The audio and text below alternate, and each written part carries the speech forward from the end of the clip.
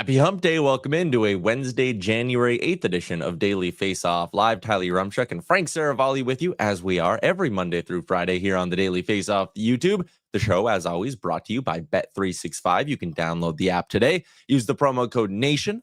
Whatever the moment, it's never ordinary at Bet365. If you have questions for our guy, Frank Saravalli, you can drop them over in the YouTube chat with the hashtag askdfo. You can also chime in on our Dominion Lending Center's poll question, which we'll dig into in a few minutes' time. It is this: which Eastern Conference team will be the most aggressive at the trade deadline? Yesterday we did the West. Today we will zero in on the East. So Frank and I will discuss that in a little bit. Stephen Ellis will swing by for some post-World Junior prospect talk. But also, Frank, a lot to get to around the NHL. So let's not waste any more breath. Let's dig into some of the results last night. And for a long time, the Washington Capitals were considered the Russian machine in the NHL with Ovi and Semin and all those names. But is there a new Russian machine? The Columbus Blue Jackets, Frank, powered by Marchenko and Voronkov. And hey, they were joking earlier in the year calling him Sean Monahanov, but the Blue Jackets are red hot.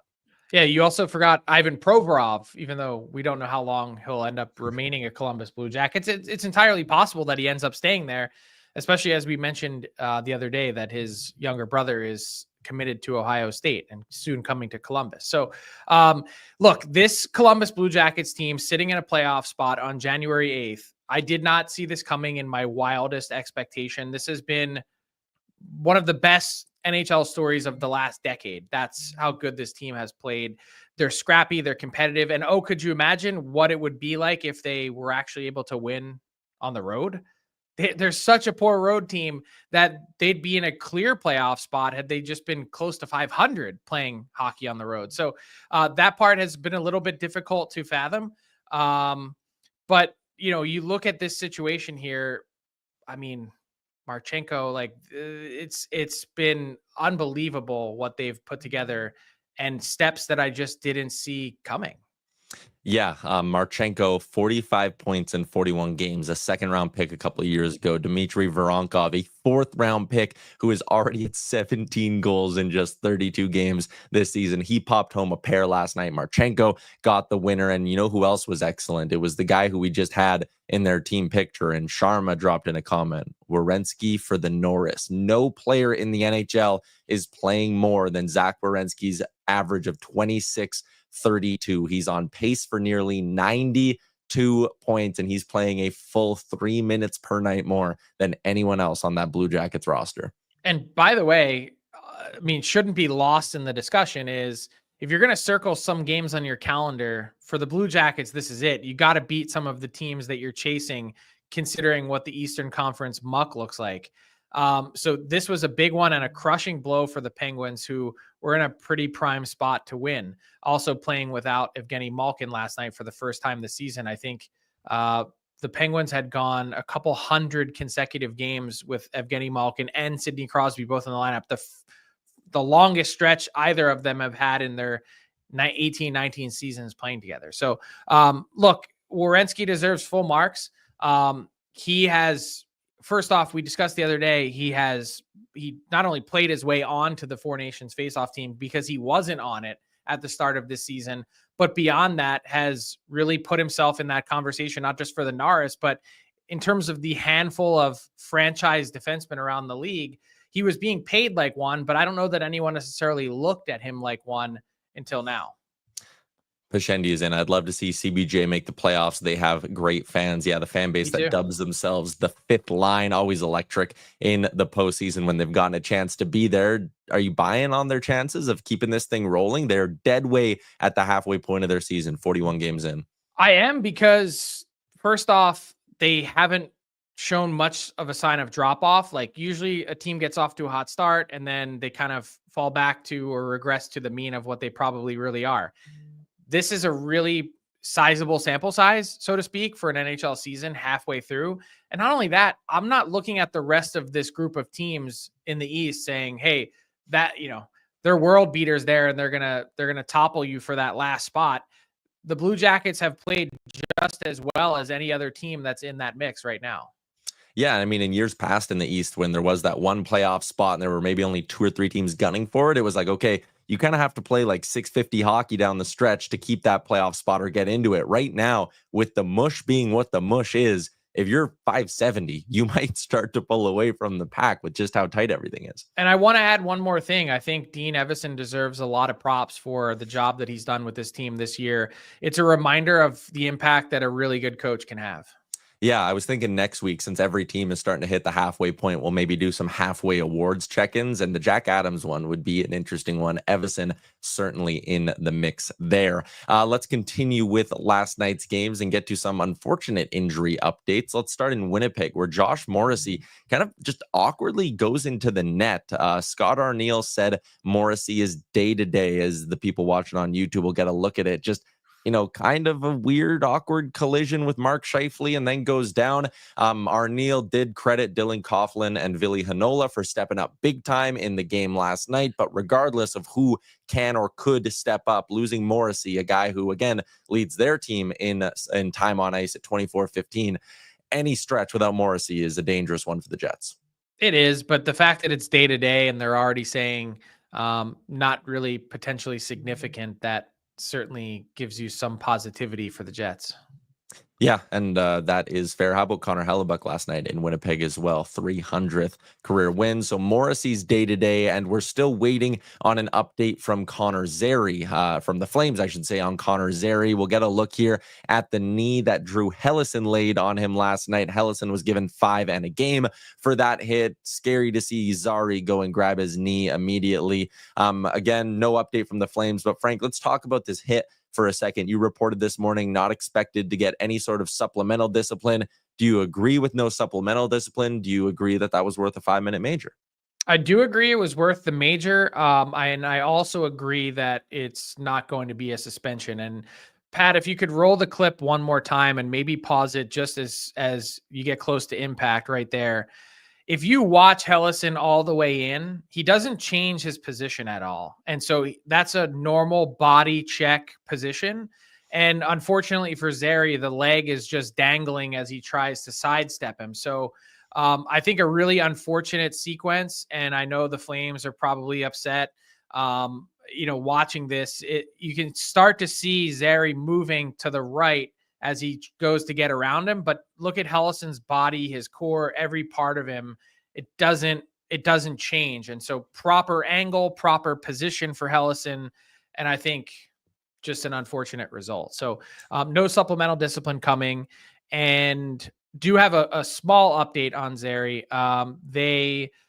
It was really swollen last night, and certainly something that needs to kind of recede before they can get some imaging done. So the only thing that they've been able to rule out for Zary is that he doesn't have a fracture. But obviously the imaging will be key to determine the severity of this knee injury. And I know the Flames are holding their breath, because you look at it and you say, Zary is kind of right on that precipice of becoming a true star for this team.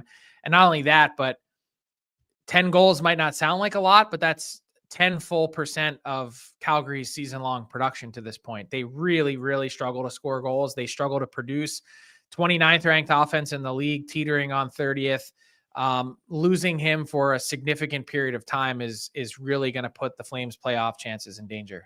Yeah, I was just going to say, you kind of read the stat line. I think there's a lot of fan bases who'd look at 10 goals and go, okay, he's having an okay year. He's third on the Flames in goals with 10. Only Kadri and Huberdeau have produced more. One more small injury. What a crazy sequence, too, to end the game. Bad luck for Jacob Trouba with that bounce. But one more thing on Zary, and I'm there's no reporting here when I say this, but remember back to when we thought Patrick Laine's season was done in Montreal with that knee injury in the preseason. It looked every bit as gruesome as Zary's did last night. He ended up being back in early December. So not to, give Flames fans false hope or anything like that, but the point is, wait for the imaging. Mm-hmm. One more quick injury update. Canucks GM Patrick Allvin today saying Philip Hronek will be going down to Abbotsford for a conditioning stint. So it sounds like the Canucks are close to getting a big piece of their blue line back in the lineup. They take on Washington tonight. Obviously no Hronek there, but potentially down the line. And if you wanted another quick injury update, I chatted with Bill Armstrong, Utah Hockey Club GM, yesterday for an upcoming Frankly Speaking episode. And he mentioned that John Marino and Sean Durzi, obviously both skating. Marino will be back before Durzi, and then Durzi shortly to follow. So they're thinking sometime in the next few weeks, potentially sometime in February for Durzi. So if they could get 2 of their top 4 defensemen back, look out.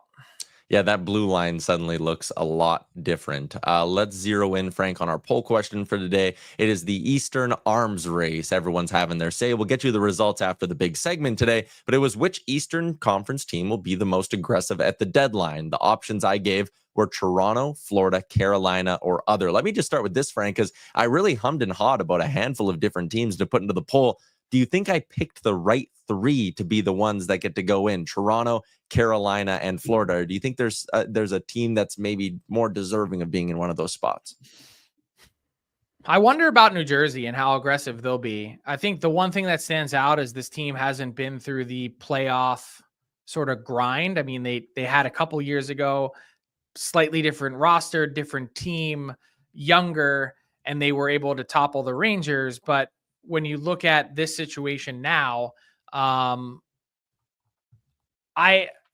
is now the time, or is New Jersey just entering their window? I think it's a really interesting question. And I would say that when you think back to some other teams that maybe didn't recognize the opportunity in front of them, thinking, oh yeah, we're going to be here for the next 8 years or whatever it might be.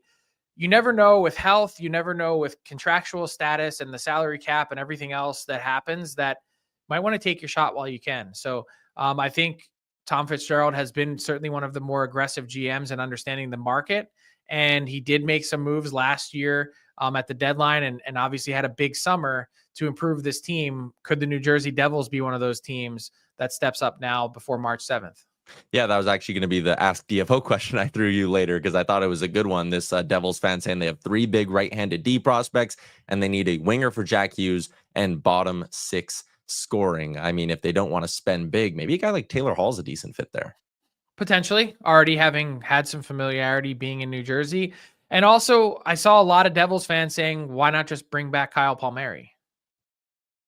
That'd be an interesting one as well. The Islanders expected, or they have 3 forwards on your trade targets board: Nelson, Pajot, and Palmieri. I was going to say Palmieri, North Jersey native, the pride of St. Peter's Prep. So, I mean, he could certainly be a fit. Good pull. Good pull. Just one more quick one. I found it really interesting yesterday, like your line of win Stanley Cups, not press conferences, teams that maybe need to recognize the big moves, not always the best move. When I say that, and then I think in my head of these Eastern teams, Toronto's the one that stands out to me. I could see them being more of a nibble around the edges versus a let's go do something big, even though there's a lot of pressure on them to win this year. Do you disagree with that? I don't disagree with it, but it's a different regime and different time. But I think back to some previous deadline positions that they've gotten themselves into. I think Nick Foligno was like the 4th option on their list, and they struck out on the first few and then said, oh my God, we got to do something. We're going to get Nick Foligno.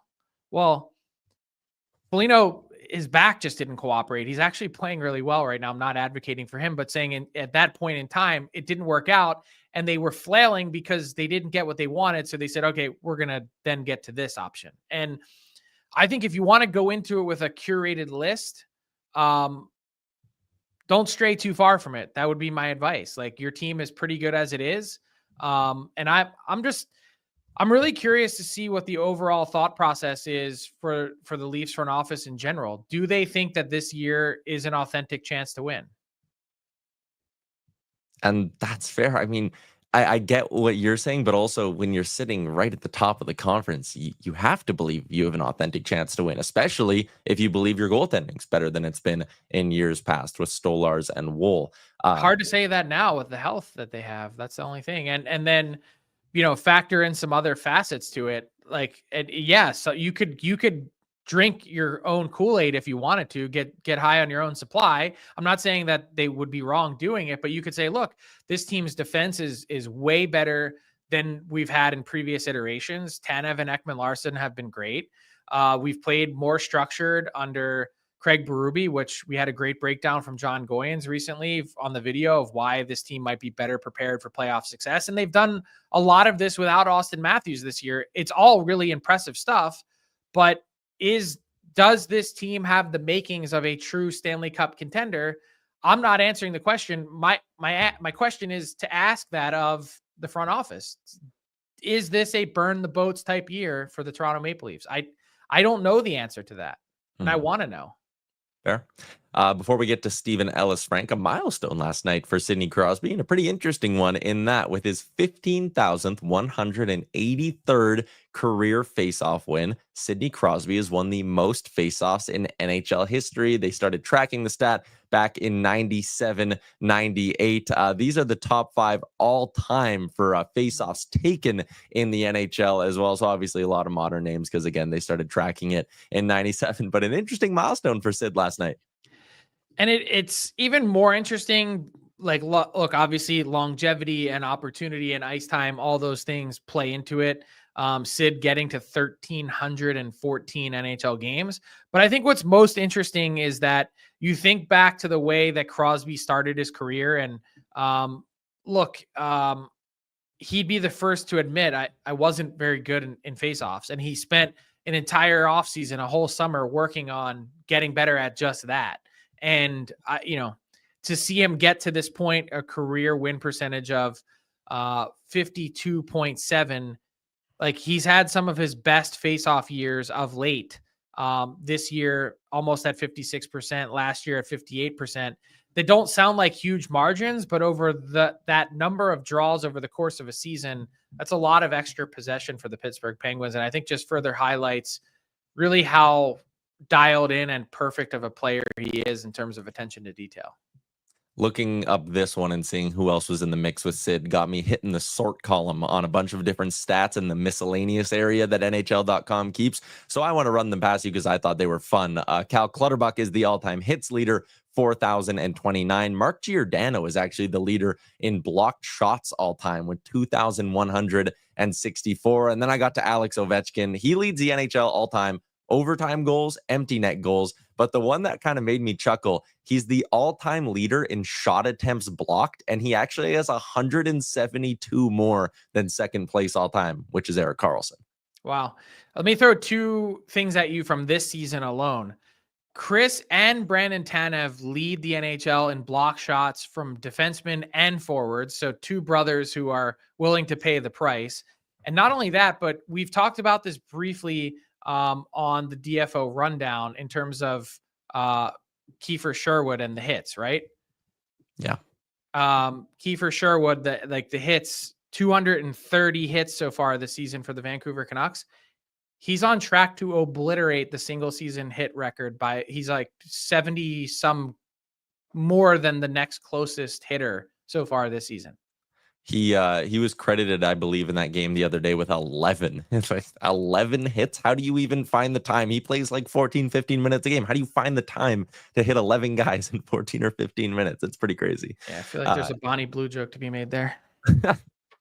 Okay, on that note, let's move on and get to the next wave, which is brought to you by Charm Diamond Centers. You can get a custom ring built and delivered in less than 4 weeks with the Charm Masterpiece program. You can even apply for a Charm Diamond Flexity card today and get approved for no interest financing on your purchase in minutes. For more information, go to charmdiamondcenters.com.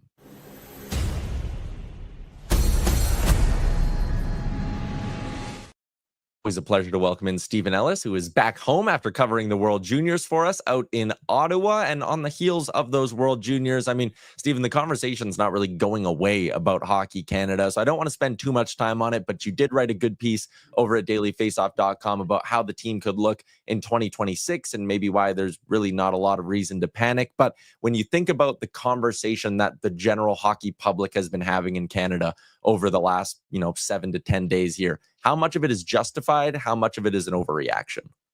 It's a bit of both. Like, on one hand, the World Juniors is definitely the most important international tournament to most Canadians. It's, they might not care about what happens at the U17s, the U18s, but that's those are important steps there too, because the U17s, U18s help develop players for the World Juniors and gives Hockey Canada a chance to look at these guys. And you look at it, and I think next year's team is going to be a perfect example of what happens when you've got a lot of talent that wins. And they've won gold at the last 2 under-17 tournaments. And actually, like at the under-17s, they split their team in half. And both teams made the final this year. So that's a good sign. You look at their 3 straight Helenko wins. You look at their gold at the U18s just a few months ago. You look at their bronze the year before, like that. It's like every tournament they go to, these players are winning. You can look at the fact they took so many penalties. Yes. Terrible coaching, 100%. Some poor roster decisions beforehand. But I also don't love that excuse at the same time, because you look at the scoring depth and they have more 40 and 50 goal CHLers than any other team, and most teams don't have anywhere near that type of scoring depth at any other level. So that was a team that I thought should have done better. They didn't. Next year, we should expect them to do better, but it really depends on what type of talent they're bringing. Gavin McKenna should be there again, obviously. We can potentially see Matthew Schaefer, Porter Martone again, and then Landon DuPont, a 2027 top prospect who is putting out outstanding numbers in the WHL. It's going to be a deep team. I went through a McDonald's drive-through last night, didn't see Dave Cameron. But I think part of the issue here is that it's not the quality of players that Canada has. It's when you then decide we're going to bring in other lesser quality players and not invite the quality players to camp because we're so smart. That was the issue, no? 100%. Like, Luca Pinelli had a good camp. We know that Tanner Howe had a good camp. Ethan Gauthier looked good. But that's too many of the same style of play there. Guys who are going to go out there and work hard and grind hard, but they're not going to be the ones producing. Like Michael Misa, he's a goal scorer. He's a shooter. What did that second line in particular with Berkeley Catton, a playmaker, and Gavin McKenna, also a playmaker, need? A guy who can go out there and shoot. Michael Misa would have been outstanding for that. He has slowed down. He's not going to go get those 70 goals like he was on pace for, but we're still talking about one of the most dominant goal scoring seasons we've seen from a prospect outside of inside the OHL in quite a long time. So should he have been there? Absolutely. So is Michael Misa one of those guys that's not part of it, but when you think of other draft eligible players that did play, and I think, speaking of overreaction, that's kind of what World Junior is as a whole in terms of some draft eligible players and or teams sizing up their own prospects. Who had their stock rise through this tournament that did participate from a draft eligible perspective?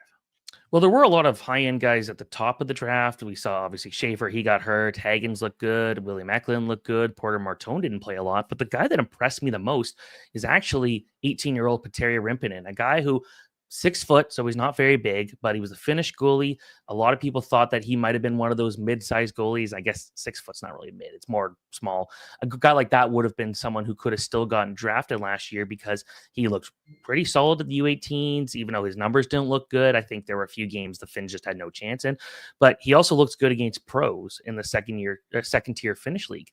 This year, he is the top goalie in the Finnish Liga. He is only 18 years old. He's putting out outstanding numbers. He's got the best save percentage in the league, the best win-loss record. This is a guy that didn't just come in and have a hot tournament. He's had a hot year, and the World Juniors was just another example of that. He was actually my pick for a tournament MVP. Ryan Leonard obviously won it in the end, but I thought Rimpinen, the way he played, even in that loss to Canada, I don't think Finland gets as far as they do if it wasn't for him, and that's because Finland, again, to go back and look at other levels, this team had won nothing with these age groups, the 05 and 06. They had won nothing at any other level. They had a couple quarterfinal losses at the U18s, but Rimpinen was lights out. He had to go out there and overtake Kim Saarinen for the starting job. Kim Saarinen is an NHL drafted goalie prospect. The fact that Rimpinen outplayed him leading up to the tournament and stole that Serge job was a good sign, but then he delivered and he looked great, and Finland obviously made it as far as they did. So I really like what Rimpinen did out there. So Rimpinen, what's his nickname again? It's Elite. He should be drafted just based on that. Yeah, I think it was Showtime. It was. And Showtime. I know a lot of people will look at Lennards Feldbergs, the Latvian goalie, talking to some scouts. They said that was the best week and a half of his life, and that's about it. But in terms of Rimpinen, they're looking at this being a potential long-term option. What is such an elite? I love any goalie that's going to call them. And you know what? He almost was Showtime, especially just the quality of saves that he made in that third period as the U.S. was dominating, and then OT. The U.S. could have won it 4 times in that OT before Stiga did. Yeah. And hey, I've talked about Teddy Stiga quite a few times on this show. He's like one of my favorite prospects, but Rimpinen had no chance on that. But when it comes to Rimpinen, like that save on Ryan Leonard, that save on James Haggins, like the Americans dominated puck possession in that second half of that game. That could have easily gone a completely different way. All right, you got to give us the goods though. Enough BS. We're in the second half of the season. Give us your top 5 for the 2025 draft.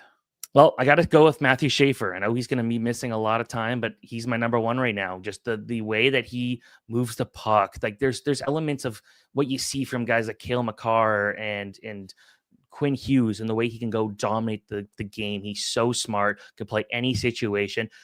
You saw how poor Canada's defense, especially on the power play, was after he got hurt. That was a loss.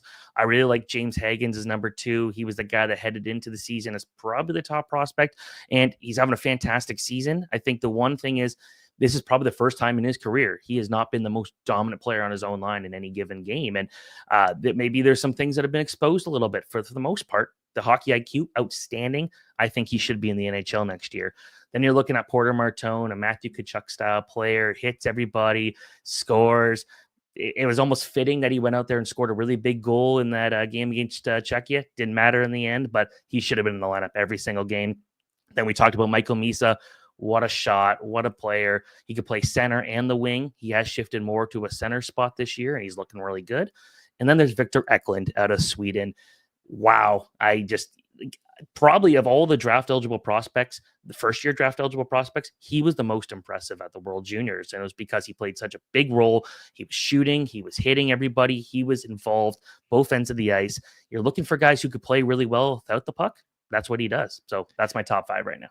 I just wanted to add one more thing before Tyler asks you a final question. I was talking to some teams who have already started conducting their amateur scouting meetings this week. And they were saying one of the most exciting things that we are thinking about heading into the draft is, let's say we're picking 3.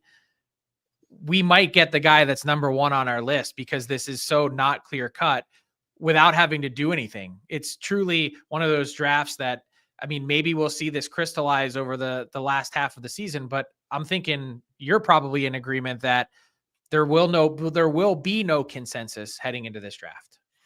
100%. Like, we launched the draft lottery odds today on dailyfaceoff.com, and you look at it, and depending on which team we're talking about here, they could have completely different ways of looking at this. Like maybe the Predators, if they get first overall, they want James Haggins. If the Blackhawks get first overall, do they go for Porter Martone and give someone who's really skilled to go play with Connor Bedard? The Sharks, they could use someone like Matthew Schaefer. Like that's what's exciting about this. Sharks could get another Eklund. They can get another Eklund. That would be awesome. They would be great together. But like that's such a good situation to be in here. And I love that because it's not like, okay, Bedard gets first overall. We're just seeing the fight for Bedard all year. No, like this year, a lot of teams are going to be getting a very important player. And the other thing from amateur scouting meetings this week, teams are starting to think that this draft is better than people give it credit for. I'm starting to think of that a little bit too, based off some conversations from the juniors. I'm not saying it's super deep, but I'm thinking that there's going to be a lot of hidden talent that is not getting a ton of attention, especially Roger McQueen, a big player out west who has been hurt for a while, but we've seen that when he plays, he can be dominant. Steven, we're out of time, but that's good because we got some more things to get to next week when we have you back on the show. Thanks for doing this. Yeah, thanks so much.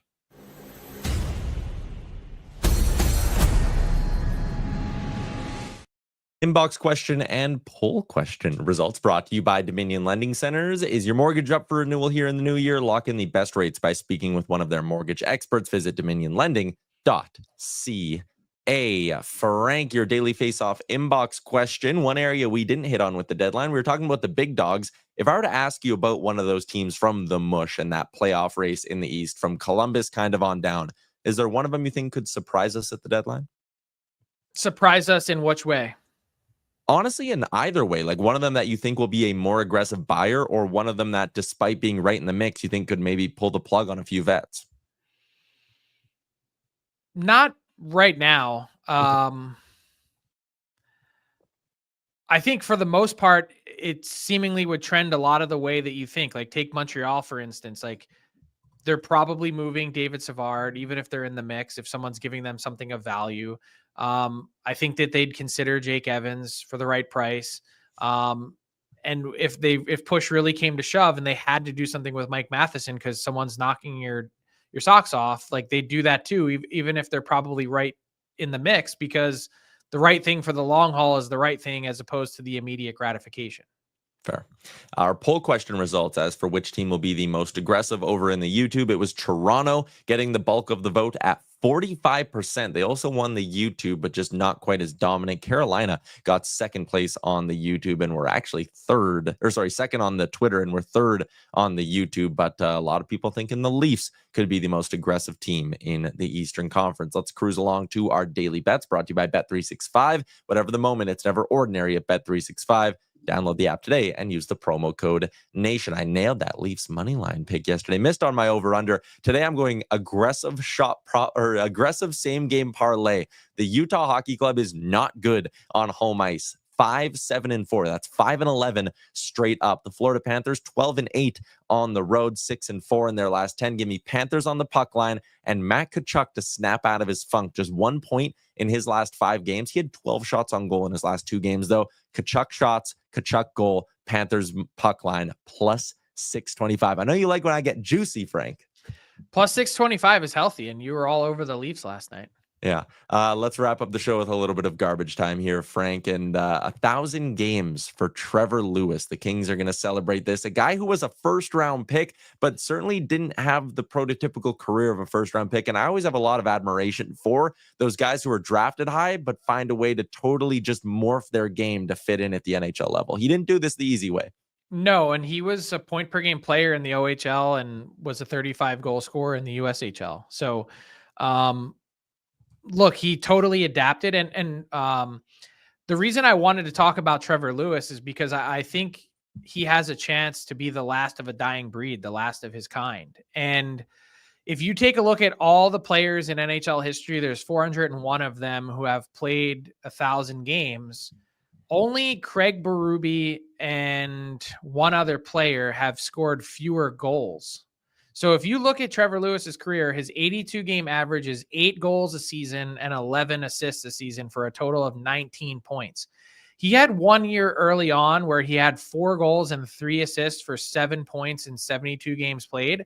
I'm willing to bet that in today's NHL moving forward, any guy who plays 72 games and has 7 points, no matter how he does all these other things to help you to win, that guy's probably going to get replaced by someone else.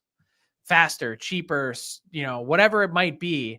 Everyone's looking for an edge, but all we seem to look at in today's NHL are points and production.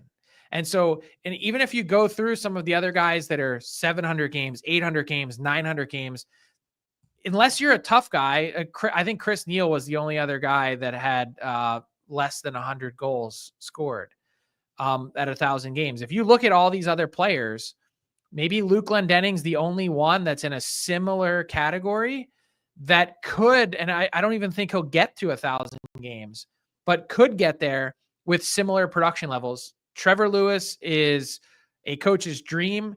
I talked to Daryl Sutter for a piece that I'm writing on Daily Faceoff. He is a zero maintenance player and he deserves full marks. I'm just wondering if he's the last player we'll ever see at this offensive production level as a forward make it all the way to 1,000 games. It's an incredible accomplishment. Yeah, it really is. I'm scrolling through his Puckpedia right now. Never had a cap hit more than $2 million in his career. The fact that he even got to $2 million is insane. And look at his the 2 Stanley Cup rings. That probably added some significant longevity to his career. So a kid who grew up in Thousand Oaks, California, certainly big night. The Silver Stick is such an honor. And also wanted to wrap the show by, sending our thoughts and prayers to everyone with the fires in LA, because it's really been tough to watch. I know it's impacting the entire community, and there is some thought, I think, around this time now that even Trevor Lewis's ceremony might be put off tonight. There's some thought that the game could be postponed. We'll see. Yeah, sending our best to everybody in California. That is a wrap on today's edition of the show. Big thanks to Stephen Ellis for swinging by. Tomorrow, we're going to talk some goaltending with Carter Hutton. Another reason why you should be subscribed to the Daily Faceoff YouTube. Enjoy the hockey tonight. We'll see you once again tomorrow at noon Eastern.